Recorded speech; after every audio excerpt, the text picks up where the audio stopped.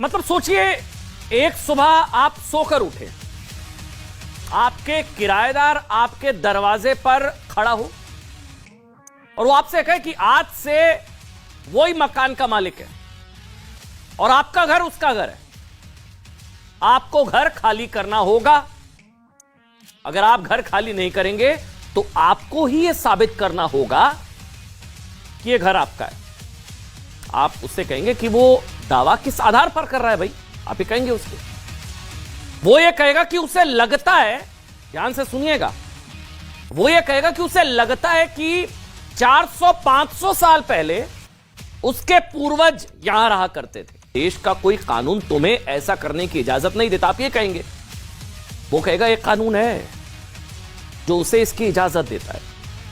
इस कानून का भारत के संविधान में कोई जिक्र नहीं है। यह कानून आपके जीने के अधिकार का भी उल्लंघन करता है, लेकिन यह कानून उसे आपकी जमीन पर कब्जा करने का अधिकार देता है।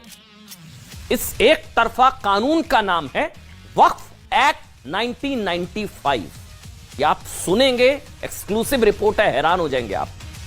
वक्फ कानून के तहत अगर वक्फ बोर्ड को किसी भी वजह से, बहुत ध्यान से सुनिएगा, अगर वक्फ बोर्ड को किसी भी वजह से लगता है कि किसी ट्रस्ट या सोसाइटी के नाम पर रजिस्टर्ड जमीन उसकी है, किसी भी वजह से उसको लगता है, तो वो उस पर अपना दावा कर सकता है, किसी भी जमीन पर और किसी की भी जमीन पर, और उसे वक्फ की वो जमीन बता सकता है। इस तरह से वक्फ बोर्ड के पास आज की तारीख में 8 लाख एकड़ से ज्यादा की जमीन हो चुकी है। 8 लाख एकड़, जिस पर सोचिए दिल्ली जैसे 2.5 और मुंबई जैसे 5 शहर बस सकते हैं। जिसकी जमीन है उस पर मालिकाना हक साबित करने की जिम्मेदारी भी उसी की होगी।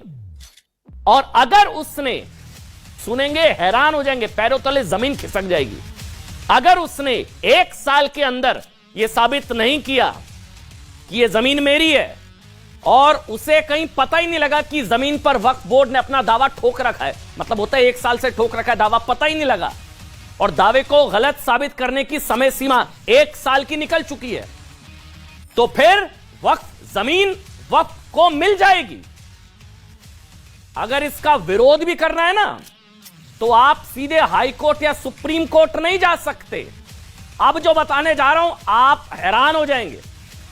आप हाई कोर्ट सुप्रीम कोर्ट नहीं जा सकते हैं, बल्कि आपको जाना भी वक्फ बोर्ड ट्राइब्यूनल के पास होगा।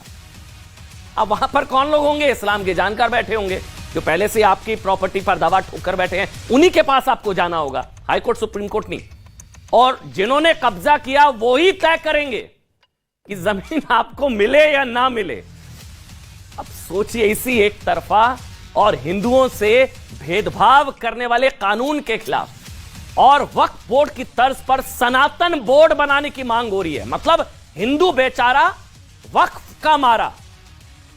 बीजेपी सांसद साध्वी प्रज्ञा सिंह ठाकुर ने मांग की है कि वक्फ बोर्ड की तर्ज पर हिंदुओं के लिए अब सनातन बोर्ड बना दिया जाए। आप अपने दिल पर हाथ रखकर अपने आप से पूछिए, होना चाहिए सनातन बोर्ड, नहीं होना चाहिए?